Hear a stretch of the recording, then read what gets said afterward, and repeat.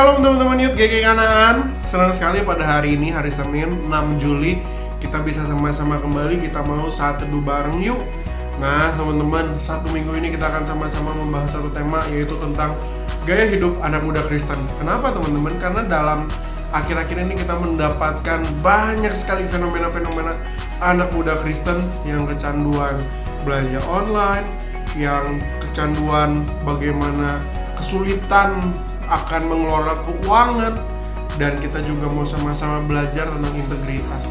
Nah teman-teman, itulah sebabnya memulai saat teduh satu minggu ini, mari kita membahas satu tema, yaitu apa sih yang aku perlu. Nah teman-teman, mari kita sama-sama buka Alkitab kita dari 1 Korintus pasal yang ke-10 ayat yang ke-23. 1 Korintus 10 ayat 23, jika sudah mendapatkan, Koko akan membacakan untuk kita semua. Demikianlah firman Tuhan. Segala sesuatu diperbolehkan, benar, tetapi bukan segala sesuatu berguna. Segala sesuatu diperbolehkan, benar, tetapi bukan segala sesuatu membangun. Nah teman-teman, apa yang dikatakan oleh Rasul Paulus ini kepada jemaat di Korintus, kalau kira ada betulnya juga. Sebenarnya siapa sih yang melarang kita untuk kegiatan-kegiatan seperti belanja online, begitu ya? Tidak ada yang melarang. Tetapi teman-teman, dalam bagian ini sebagai orang-orang Kristen, Paulus mengajak kita memikirkan satu hal yang lebih dalam, satu level yang lebih tinggi dibanding orang-orang yang melakukan tanpa tahu alasannya. Nah, dalam bagian ini Paulus mengajak kita memikirkan 2 poin. Yang pertama adalah, teman-teman, apakah itu berguna untuk kita? Dan yang kedua, apakah itu membangun? Jadi, yang pertama, apakah berguna?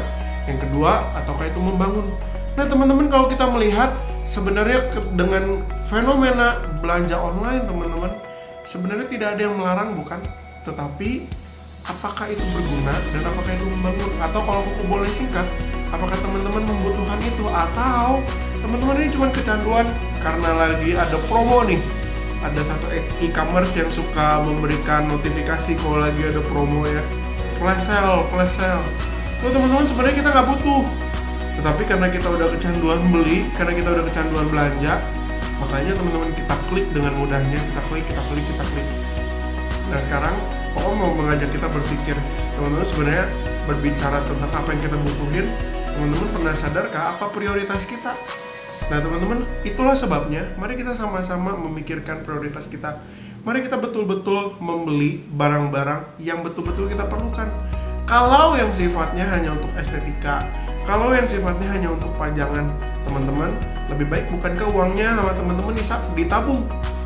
Waktu teman-teman nanti membutuhkan dana untuk keperluan-keperluan yang lebih besar, jadi teman-teman sudah punya savingan uang. Atau teman-teman, karena kita kan masih muda nih ya, mari kita belajar menabung supaya apa? Kita mulai belajar mandiri sejak sekarang. Nah teman-teman, mungkin ada teman-teman yang sebentar lagi kuliah atau yang sekarang sedang kuliah.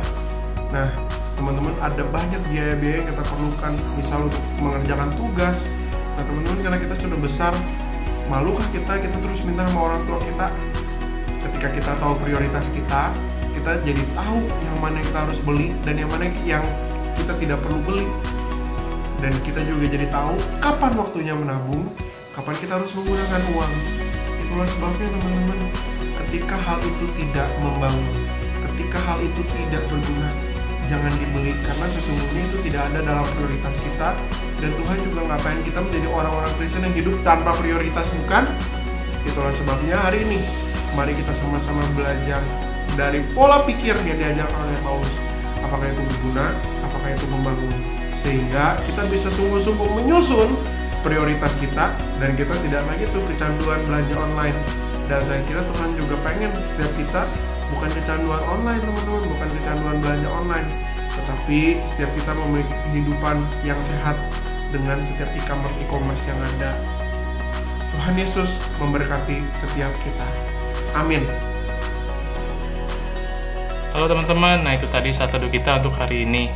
Nah mari kita sama-sama belajar untuk kita lebih bisa membedakan apakah sesuatu yang kita mau itu berguna untuk kita, apakah sesuatu yang kita mau itu bisa membangun kita.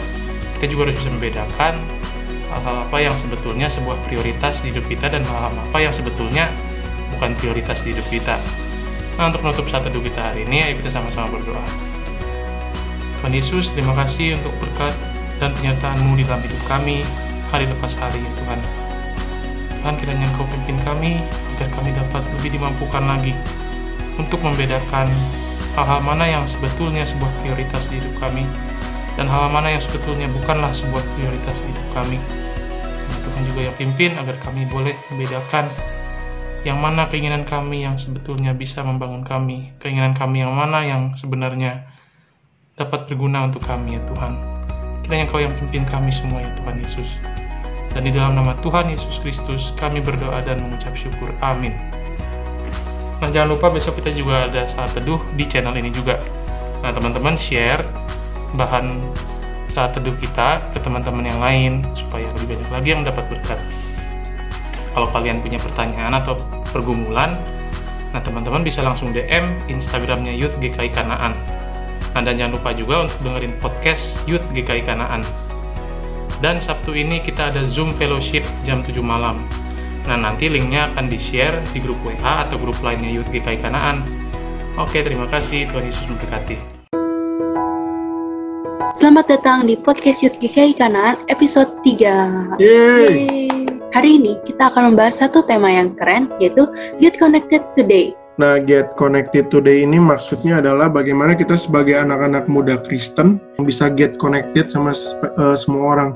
Waktu lagi baca-baca tentang karakteristik generasi Y dan Z, individualistik begitu. Oh, tapi bukannya kita sebagai anak muda bagus ya kok? Tapi ini kan ibaratnya kayak koin, ada dua mata begitu ya. Jadi kita sebagai anak muda Kristen, kita berarti nggak boleh cuek terhadap lingkungan ya kok? Terus Tuhan bukan membuat kita menjadi garam yang dipamerkan, bukan cuman terang yang cuman ada di museum, tapi ya dengan kita berelasi sama orang-orang dan kita bisa memberikan dampak-dampak hidup kita buat mereka.